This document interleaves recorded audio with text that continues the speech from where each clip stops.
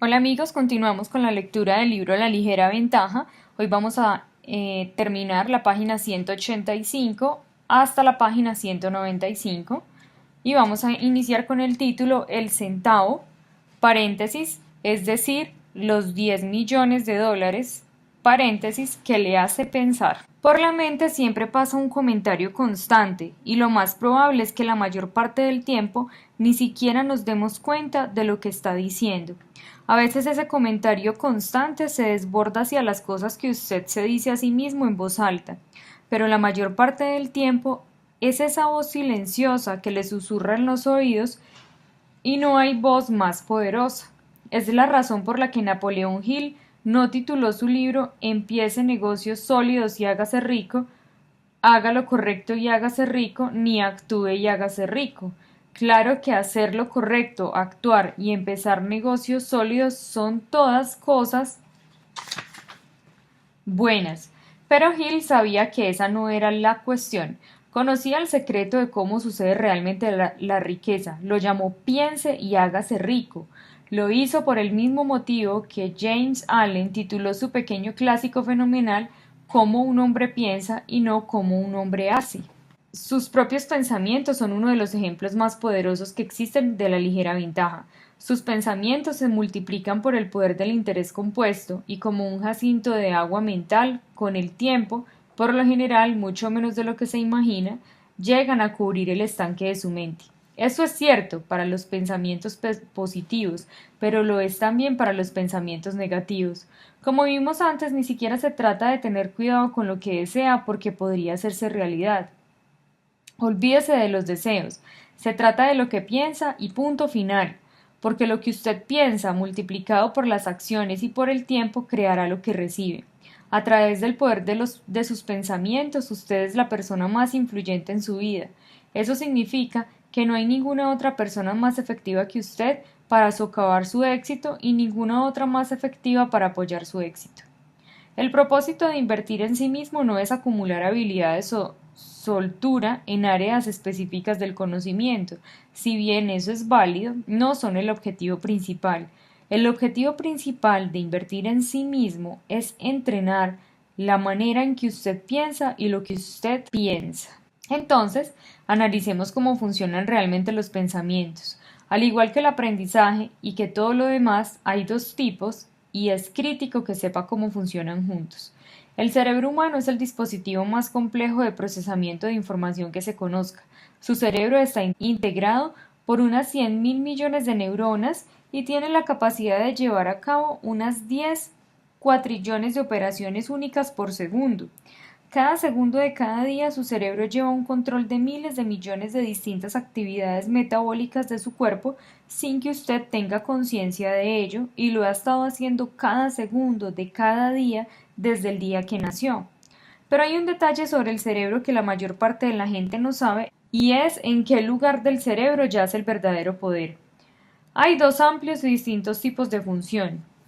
El cerebro consciente y el cerebro inconsciente. Su cerebro consciente es la parte que hace lo que uno considera ser la actividad de pensar.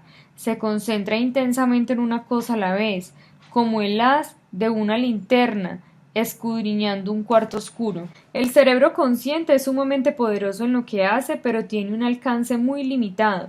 Por ejemplo, la mayoría de la gente no puede retener mentalmente más que un puñado de dígitos cada vez. Haga la prueba, abra el directorio telefónico, lea 3 números de teléfono al azar, ciérrelo y vea si puede acordarse siquiera de uno de ellos. ¿Y el inconsciente? Puede recordar trillones de números de teléfono a la vez. Si su cerebro consciente es como una linterna iluminando un objeto a la vez, su cerebro inconsciente es como un superreflector que ilumina todo a la vez, pero solo a nivel subconsciente. Su cerebro consciente se distrae fácilmente. Una persona normal pierde concentración consciente de 6 a 10 veces por minuto. ¿Con qué frecuencia pierde el enfoque el subconsciente? ¿Qué le parece si le digo nunca? ¿Quién está realmente a cargo? He aquí la clave de nuestro destino que la mayoría de la gente no capta. Pensamos en nuestras funciones conscientes, nuestra voluntad. nuestras decisiones conscientes y nuestros pensamientos conscientes como lo que es el nosotros, y en nuestro subconsciente como algo que vagamente está sucediendo debajo de la superficie que quizá no sea tan importante. La verdad es que el subconsciente está virtualmente a cargo de todo. Pruebe lo siguiente: cierre el puño con el dedo pulgar hacia arriba, como para hacer la señal de que todo está bien, y sostenga el puño con el brazo estirado. Luego mire la uña del dedo pulgar. El área de la uña a esa distancia es aproximadamente el área donde puede enfocar el ojo con su visión focal. Todo lo demás yace en su visión periférica. Es similar a su consciente y subconsciente. Su consciente puede enfocar realmente bien, pero solo en una parte diminuta y minúscula de su vida a la vez. Su subconsciente lleva el control de todo. ¿Alguna vez condujo o caminó por una ruta conocida mientras la mente le divagaba pensando en algo que está pasando en la escuela o dejándose llevar por una película que había visto y de pronto se encontró en su destino? Y fue como que ni siquiera se dio cuenta de cómo llegó. Ese es un ejemplo del piloto automático. Su mente consciente había aprendido el trayecto tan bien que se lo entregó a la mente subconsciente. Del mismo modo que usted se ata los cordones de los zapatos o la forma en que hace caminar a las piernas, al igual que la forma en que responde sí cuando alguien dice su nombre, al igual que todos los cuatrillones de funciones metabólicas que usted hace sin pensar, lo que nos hace pensar es que usted hace el 99.99% de todo en piloto automático. Lo sorprendente es que hacemos el 99.99% de nuestra vida en piloto automático. En otras palabras, del mismo modo que usted sale a caminar y regresa a su casa sin pensarlo, así es como la mayoría de la gente termina en la vida que está viviendo a los 30, 50 o 70. ¿Cómo llegué hasta aquí? Con piloto automático. ¿Qué determina dónde acabaré? Es todo cuestión de la ruta que usted se programó en su subconsciente, y también es algo que puede dejar que otros le programen: su escuela, padres, maestros, amigos, televisión, etc. O puede optar por programarla usted mismo, depende de usted. Entonces, ¿cómo programa esa ruta de vida? ¿Cómo determina las opciones y decisiones que toma su subconsciente al forjar el camino de su vida? De la misma manera que aprendió a atarse los cordones de los zapatos. Primero lo crea con intención, con su mente consciente, luego lo repite una y otra vez al estilo de la ligera ventaja, hasta que se entrega a su subconsciente, en cuyo momento se desencadenan esas tres palabritas mágicas. Se convierte en algo automático. Clic, clic, run, run. Relatos personales de los lectores de La ligera ventaja. La ligera ventaja me ha resultado especialmente útil en el área de desarrollo personal. Siempre estuve alrededor de gente que creía que sentarse a leer libros era una pérdida de tiempo. Ahora dedico tiempo todos los días a leer al menos 10 páginas. En el último año he leído 15 libros y el caudal de conocimiento e ideas que he adquirido es invalorable. Jane Lehman, Lexington, Michigan. Cuando tenía 19 años me crucé con la filosofía de la ligera ventaja. Antes de eso jamás me había visto realmente haciendo mucho de mi vida. No podía mantener conversaciones con extraños y realmente no me interesaba la gente. No diría que era una persona que creaba problemas, pero estaba dispuesta a conformarme con lo mediocre. En la escuela secundaria era un alumno normal y abandoné mis estudios universitarios al primer año. Después de leer La ligera ventaja, me di cuenta de que deseaba más. Comencé a sumergirme en otros libros excelentes, leyendo 10 páginas por día y comencé a transformarme. Pronto descubrí que genuinamente deseaba triunfar y comencé a hablar con otras personas sobre el éxito. En cada trabajo que tuve, ascendí velozmente a la gerencia, sobrepasando personas que habían trabajado en ese establecimiento durante años. Lo más importante fue que la gente exitosa comenzó a sentirse atraída por mi actitud y mi energía. Jamás olvidaré el día en el gimnasio en que un urbanizador muy exitoso se me acercó. Me dijo que tenía un lugar magnífico para un nuevo negocio. Me dijo que si me interesaba, se ofrecería a financiar el proyecto entero al comienzo y luego ayudarme a iniciar la compañía nueva hasta que yo pudiera devolverle la inversión con el flujo de caja del negocio. La oportunidad literalmente me cayó de regalo y me apresuré a aceptarla. El negocio se estableció hace un año y está funcionando con éxito. En un par de años empezaré a expandirlo. Tengo 22 años y si no fuera por los principios de la ligera ventaja y por aprender la disciplina de invertir en mí mismo leyendo 10 páginas de un buen libro todos los días, no sería el hombre que soy hoy. James Faulkner, New Haven, Missouri. Puntos esenciales del capítulo 12. Primero, la inversión más sabia que puede hacer es invertir en su propio aprendizaje y desarrollo continuos. Segundo, aprender estudiando y aprender haciendo, la agudeza de los libros y la viveza callejera son dos de los pistones esenciales del motor del aprendizaje. Tercero, en el camino hacia una meta se desviará del rumbo la mayor parte del tiempo. Eso significa que la única manera de alcanzar una meta es por medio de la corrección del rumbo constante y continua. Y cuarto, la mayor parte de su vida, el 99.9%, está constituida por cosas que usted hace en piloto automático. Eso significa que es esencial que usted se encargue del entrenamiento de su piloto automático. Capítulo 13. Aprenda de los mentores. Levanta la cabeza y no levantes los puños. Digan lo que te digan, no permitas que te hagan perder los nervios. Procura luchar con el cerebro para variar. Atticus Finch en Matar a un ruiseñor por Harper Lee. En un capítulo anterior exploramos la idea de que hay dos tipos principales de aprendizaje: aprender estudiando y aprender haciendo. Pero hay un tercer tipo de aprendizaje también. He guardado el mejor para el final porque utilizar este tercer tipo de aprendizaje acelerará tremendamente a los otros dos. Es el conocimiento a través de modelar. A lo largo de la historia de la humanidad y mucho antes de que hubiera libros, universidades y programas de formación permanente, ha habido un camino verdadero y comprobado para aprender una técnica, habilidad, arte, oficio o profesión. Estudiar con un maestro. Todas las grandes tradiciones de aprendizaje dicen lo mismo. Si desea aprender a hacer algo bien, busque a alguien que ya ha dominado esa habilidad y trabaje de aprendiz. Francamente, este tercer tipo de aprendizaje no es tan solo un añadido valioso a los otros dos, es esencial. Aprender la información pura no es suficiente, y si bien añadir la viveza callejera que adquiere al aplicar esa información en su experiencia personal lo puede propulsar hacia adelante, eso no es suficiente para llegar al final del logro exitoso de sus metas. Necesita una forma de procesar toda esa información y experiencia, y de integrarla, y existe una única manera fiable y sólida de hacerlo: buscar a alguien que ya haya dominado el área de su interés y modelar su comportamiento en función de la experiencia de esa persona. Hay un círculo con unas flechas, dice estudiar, hacer, modelar. El desarrollo personal no es algo a lo que uno puede aspirar como experto desde el sillón. No es algo que puede dominar manteniéndose al margen. Debe ser un deporte de contacto físico en el que usted está en contacto con otros que pueden ayudarle en su camino. Nos estamos refiriendo al poder del mentor, el hombre que me hizo creer en ser. Como le dije antes, de joven nunca fui nada más que una persona normal en todo lo que hice. Tuve calificaciones normales, habilidades deportivas normales, destrezas sociales normales, todo era normal.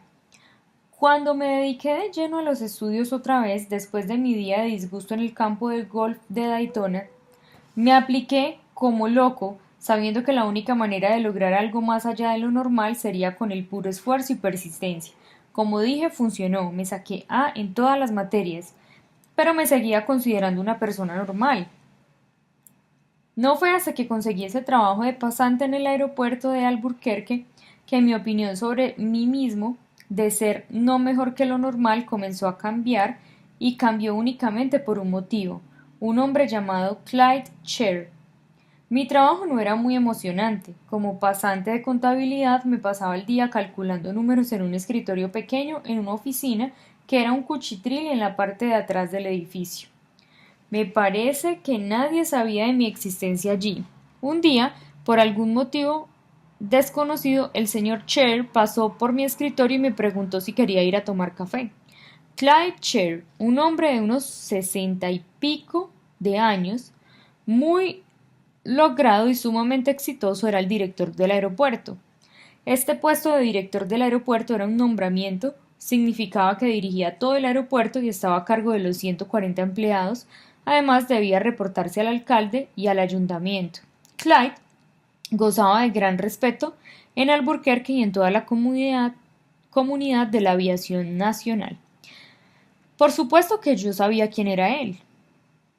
En efecto, durante los meses que había trabajado allí me lo cruzaba en los pasillos de vez en cuando y nos saludábamos, pero nunca habíamos tenido una conversación. Y ahí estaba, de pie frente a mi pequeño escritorio, invitándome a tomar café con él. Yo sabía que debía decir algo brillante y así lo hice. Le dije, por supuesto. Fuimos al comedor del personal y hablamos un rato tomando café y de inmediato congeniamos. Ese café se convirtió en algo semanal y luego pasó de una vez por semana a 2 veces por semana, después a día por medio y luego a una rutina diaria. Y así sucedió que Clyde Sher me tomó bajo su tutela.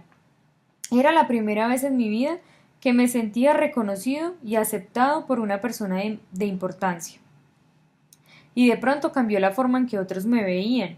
Me daba cuenta de que la gente del aeropuerto decía, ¿por qué está el señor Sher interesado en ese joven universitario? ¿Qué le ve a él que nosotros no?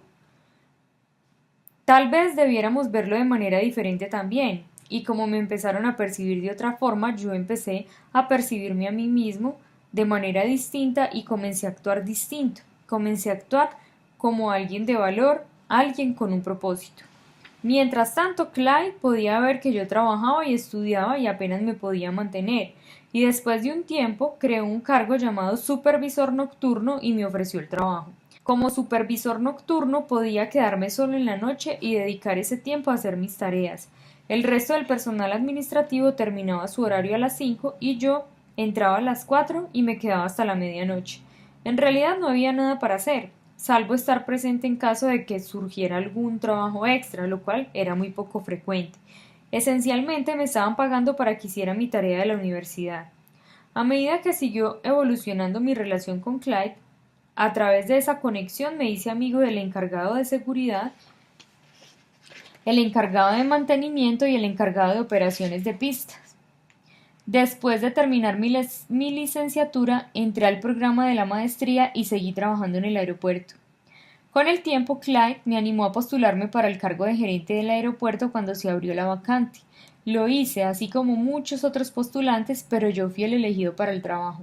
Se empezó a propagar la noticia por la comunidad empresarial que este joven de 23 años había asumido el cargo de gerente del Aeropuerto Internacional de Alburquerque y creó una sensación. Muy pronto, Texas Instruments tocaba mi puerta.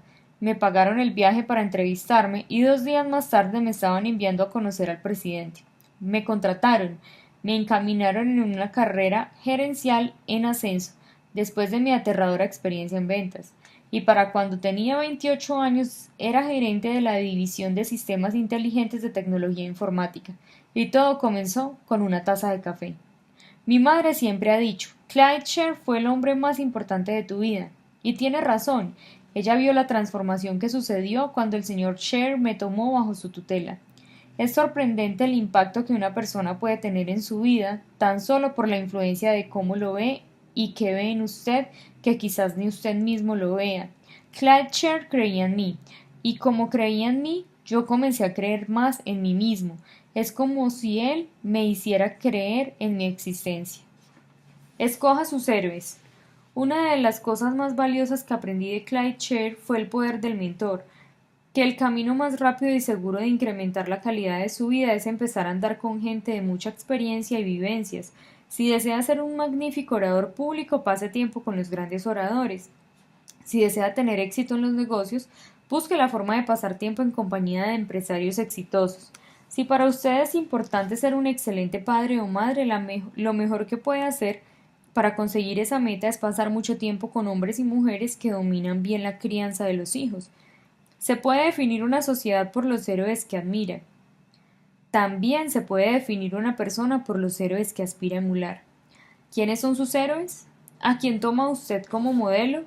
El 95% en la curva del fracaso tiende a aceptar los héroes que la sociedad le impone, estrellas de cine, que son la versión americana de la realeza, estrellas de rock, estrellas del deporte. Por cierto, que admiro a esas personas, pero siempre me pregunto, ¿puedo emularlas? En términos prácticos, puedo convertir mi admiración por esas personas en modelado constructivo que en forma pragmática aumente mi aprendizaje y promueva tangiblemente mi vida hacia adelante. Si no, posiblemente me convenga buscar otros héroes. Con demasiada frecuencia podemos hacer héroes de personas que realmente no pueden ayudarnos, cuya vida son fantasías y no modelos de conducta. Fíjese quiénes son sus héroes, haga una lista y examínela. Pregúntese, ¿puedo ser como ellos? ¿Está haciendo esa gente el tipo de cosas que aspiro a hacer y vivir el tipo de vida que aspiro a vivir? ¿Pueden ayudarme realmente a convertirme en quien quiero convertirme? Cualesquiera que sean sus metas, busque personas que han logrado lo mismo o metas muy similares o que están bien encaminadas de ese rumbo y acampe en su puerta o haga lo necesario para asociarse con ellos, emularlos y contágiese el entendimiento, alcance y dominio del asunto. La razón por la que Alcohólicos Anónimos tiene tanto éxito no es la información que distribuye, sino que son los mentores que ofrece tanto como comunidad y como individuos. Cuando usted se asocia a AA o a cualquier otro programa de 12 pasos, tiene acceso inmediato a una comunidad de gente que estuvo a donde usted se dirige, así como a un mentor individual o padrino. Si solo entregaran DVD y folletos, establecieran un sitio web sobre cómo superar el alcoholismo y lo dejaran ahí así, ¿cuánta gente cree que podría entrar con éxito en la etapa de recuperación? No muchos. Por supuesto que necesitamos la información, pero lo que hace realmente funcionar el programa es el entorno y las asociaciones que se crean alrededor de esa persona. Lo mismo se aplica al desarrollo personal y a todo cambio que deseamos ver en la vida. Debe consistir en información y un entorno de apoyo. En AA, su padrino no es solo un amigo. En un sentido muy práctico, esa persona es su héroe, la persona que va adelante, que ilumina el sendero con una antorcha para que usted pueda ver mejor su camino. Eso es lo que hace el mentor. Enseña información, muestra habilidades y transmite conocimiento, a veces, pero más que eso, ilumina el camino. Hemos llegado a la página 195 y completado las 10 páginas de hoy. Nos vemos mañana para continuar con nuestra lectura.